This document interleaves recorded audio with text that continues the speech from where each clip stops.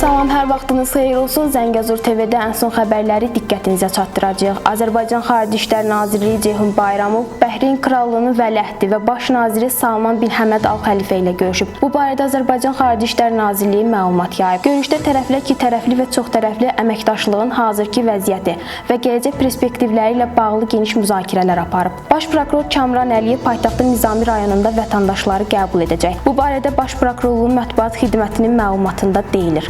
Baş prokuror Kamran Əliyev mayın 16-sında saat 10:00-da Nizami rayon prokurorluğunun inzibati binasında rayonun hüquq mühafizə orqanlarının icraatında olan cinayət işləri və materiallar üzrə, o cümlədən prokurorluq orqanlarının fəaliyyətinə aid məsələlərlə bağlı konkret müraciət və şikayəti olan vətəndaşların qəbulunu keçirəcək. Türkiyənin Milli Müdafiə Naziri Yaşar Gülər bu gün Azərbaycana səfər edəcək. Bu barədə Anadolu Agentliyi məlumat yayıb. Gülər Prezident Rəcəb Tayyib Ərdoğanın sədrliyi ilə Nazirlər Kabinetinin iclasından sonra Azərbaycana yola düşəcək. Türkiyəli nazir Azərbaycanda bir sıra görüşlər keçirəcək. Bugün olan xəbərlərimiz bu qədər. Növbəti buraxılışlarımızda görüşmək ümidi ilə. Sağ olun, salamat qalın.